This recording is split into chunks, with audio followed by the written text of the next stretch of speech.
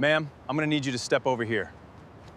Officer, I haven't done anything. Turn around, hands behind your back.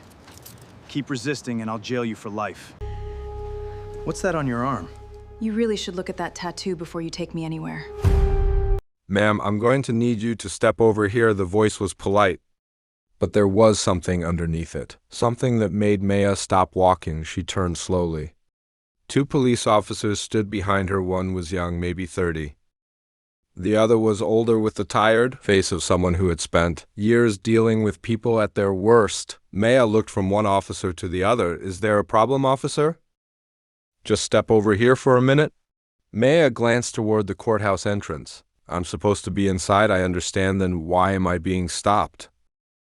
The younger officer didn't answer immediately. He looked at her handbag, then at her identification badge hanging around her neck, then back at her face.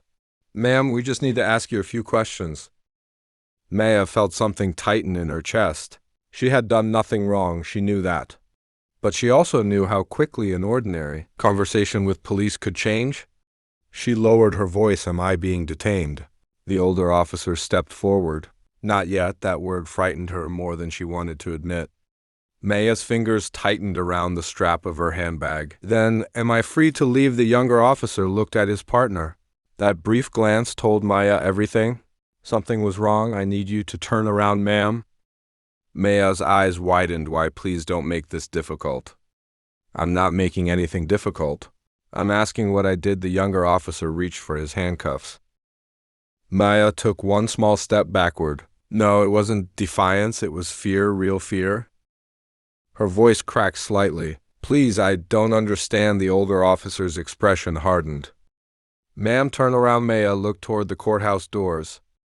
People were walking past. A man in a business suit slowed down.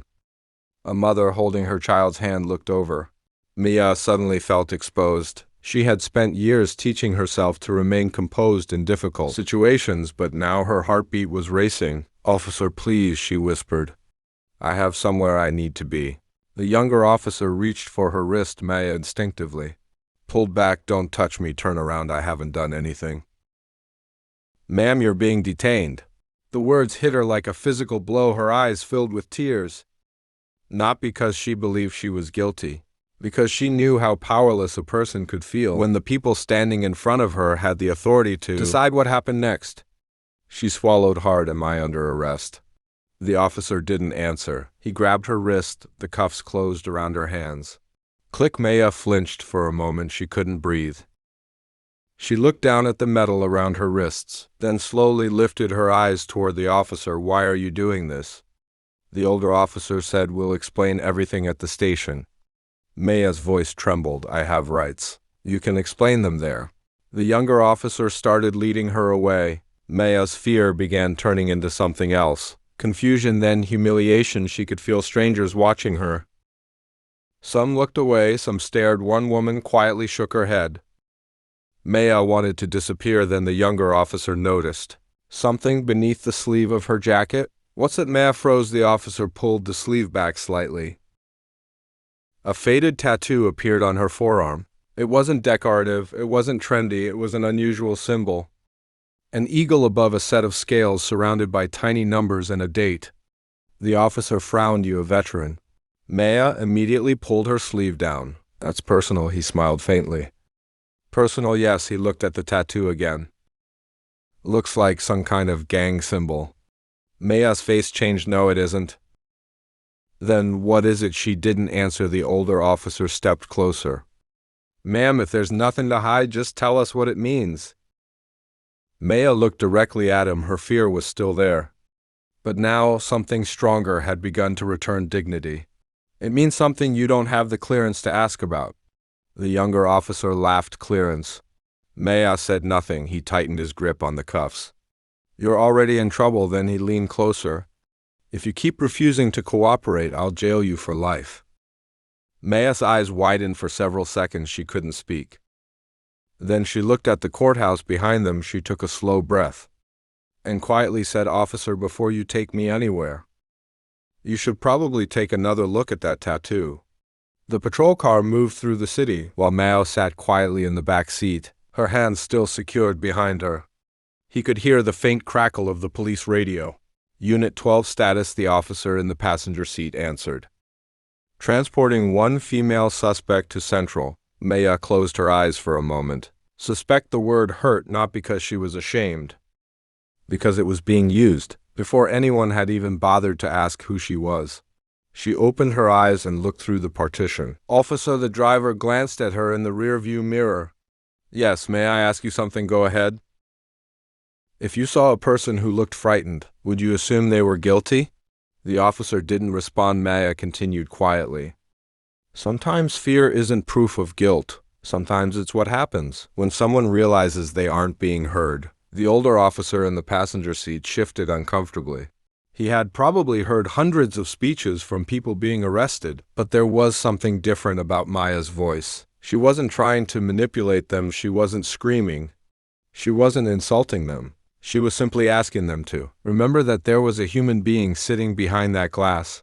The patrol car reached the station. The rear door opened. Watch your step. Maya stepped out. Inside the station was busy. Phones rang. Officers moved between desks. Someone was typing rapidly at a computer. For a few seconds, nobody paid much attention to her. Then the younger officer placed her identification and handbag on the desk. Book her. The desk officer looked up. What are the charges? Still determining. The desk officer frowned. You arrested her without a charge. We're investigating. He looked at Maya. She stood quietly. Ma'am, are you okay? Maya nodded. I'll be fine. The officer looked at her wrists. Do you need those loosened? Before Maya could answer, the arresting officer said, keep them on. The desk officer looked at him, then at Maya. Something about the situation didn't feel right. What's the case number? The younger officer gave it to him. The desk officer entered it. Nothing came up. He tried again, still nothing. That's strange. What, there isn't a matching case? The younger officer became defensive. It was just open then. Where's the authorization? Silence. Maya watched the exchange without saying a word. She knew the system. She knew that police officers had difficult jobs. She also knew that authority meant responsibility.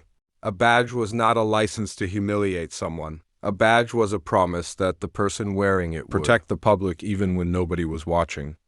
The older officer finally spoke. We'll handle it. He led Maya toward an interview room. As she passed a window, her sleeve shifted again. The tattoo became visible. A detective walking down the hallway suddenly stopped. He stared at it, then at Maya. His expression changed. Wait, everyone turned. The detective walked closer. Ma'am. Maya looked at him. He pointed toward her forearm. Where did you get that? Maya slowly pulled her sleeve down. Why, I've seen that symbol before. The arresting officer rolled his eyes. Detective, we're dealing with a simple case. The detective didn't look at him. He kept his eyes on Maya. No, his voice had changed. This isn't simple. Maya remained silent. The detective lowered his voice. Who gave you that tattoo? Maya looked toward the floor. Then she answered, people who didn't expect to come home. The hallway went completely silent. The detective's face tightened. He understood that the tattoo wasn't decoration, it was remembrance. It represented people whose names had disappeared from headlines, whose families had waited for answers, and whose sacrifices had been carried quietly by the people who survived them. The detective looked at the arresting officers. Take the cuffs off. The younger officer hesitated. Why? Because I said so. That woman is under arrest. The detective turned toward him. Then you better make absolutely certain you know who you arrested. He walked to the computer terminal and began searching. Maya watched him. She could feel the atmosphere changing. People who had ignored her 5 minutes earlier were now watching her carefully. The detective searched the symbol. Nothing. He searched the numbers. Nothing. Then he entered the date. The screen loaded. His eyes widened. He leaned closer. That's impossible. Maya looked at him. What did you find? He didn't answer. Instead, he reached for the telephone. Get me the federal liaison. The arresting officer stepped forward. Detective, what is this about? The detective finally looked at him. You need to understand something. He pointed toward Maya. Whatever you thought you were dealing with when you put those cuffs on her. He paused. You were wrong. Maya lowered her eyes. For the first time since the arrest, a single tear rolled down her cheek. But she quickly wiped it away, not because she was weak, because she remembered something her mother had taught her when she was a little girl. Never let another person's judgment become the measure of your worth. She looked around the station at the officers. Some were curious.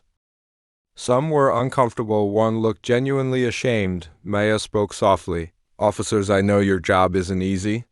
Everyone became quiet. "You deal with angry people. Dangerous people, people who lie to you. People who don't respect the badge." She looked directly at the officer who had handcuffed her. "But that's exactly why your responsibility is so important."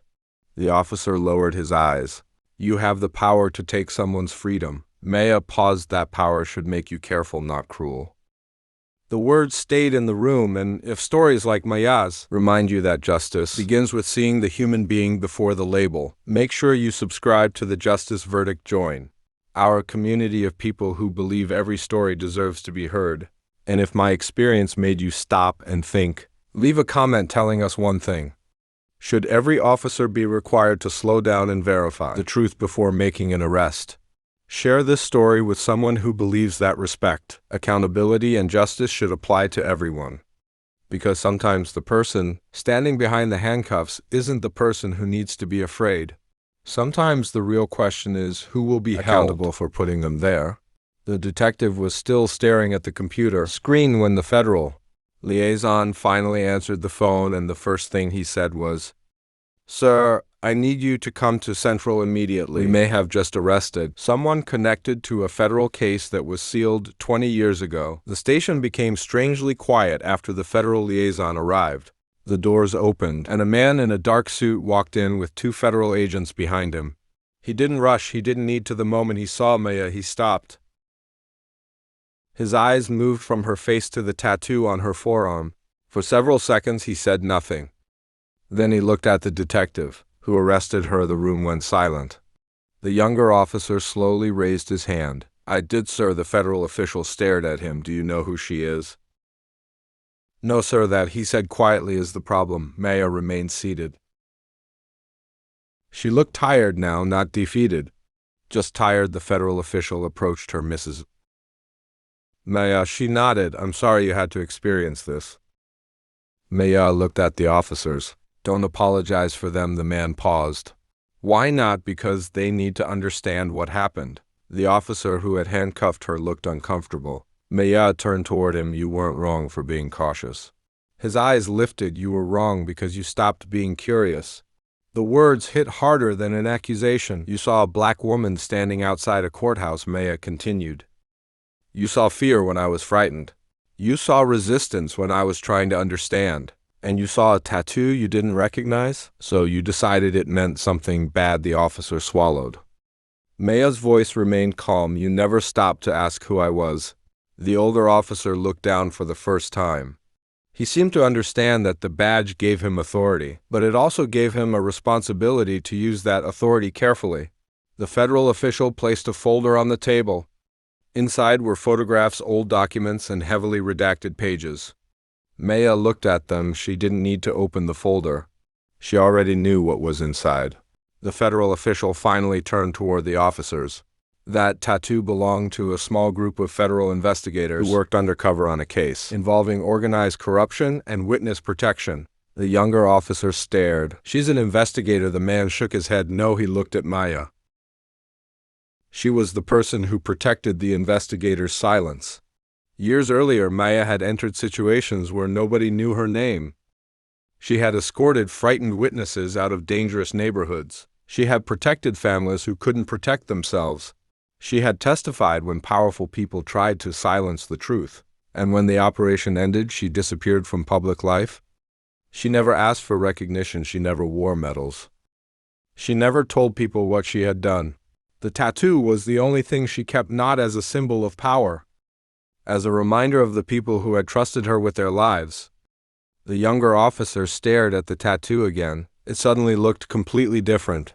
What he had mocked as a strange mark was actually a memorial, a promise, a piece of history. The federal judge arrived less than 10 minutes later. When he entered the station, everyone stood.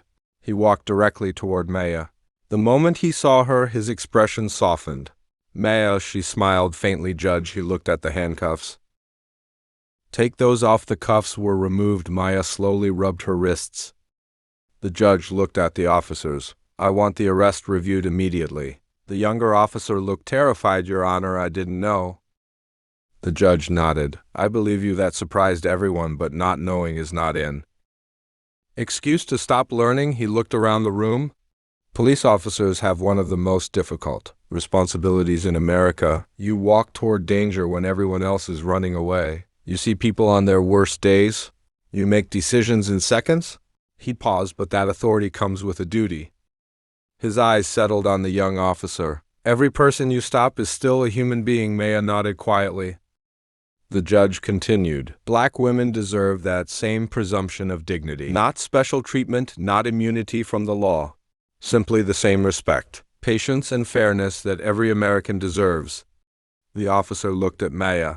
I'm sorry. Maya studied him, then she stood. I accept your apology. He looked relieved, but don't let today become a story you tell. She paused. Let it become a lesson you live. The officer's eyes became wet. Yes, ma'am. Maya extended her hand. After a moment, he shook it. No shouting, no humiliation, no revenge, just accountability. And that was the real victory. Because justice isn't about destroying the person who made a mistake. It's about making sure the mistake doesn't happen again. Before Maya left the station, the detective approached her. Can I ask you something? She smiled. What? Why didn't you tell us who you were? Maya looked toward the officers. Because if I had to reveal my identity before being treated with basic dignity, then you haven't learned anything. The detective nodded slowly. She walked toward the doors. Outside, the afternoon sunlight hit her face. For years, Maya had carried the stories of people who never received justice. Today, she had become another reminder that justice begins long before a courtroom. It begins with listening. It begins with restraint. It begins with treating strangers like human beings, and sometimes the strongest person in the room isn't the one wearing the badge. Sometimes it's the person standing quietly behind the handcuffs, refusing to let someone else's prejudice define her. If Maya's story made you think about the difference between authority and accountability, I want to hear from you. Comment below if you were in that station. What should the officers have done differently? And tell us something else. What story should the justice verdict cover next? A police encounter that went completely wrong, a black woman who exposed corruption, or a hidden hero whose identity shocked everyone? Share this story with someone who believes that justice should never depend on someone's appearance, age, gender, or background. And if you believe stories like Maya's deserve to be heard, subscribe to The Justice Verdict and join our community, because every badge carries responsibility. Every citizen deserves dignity, and sometimes the most powerful verdict isn't delivered by a judge. It's the lesson we choose to carry with us after the story ends.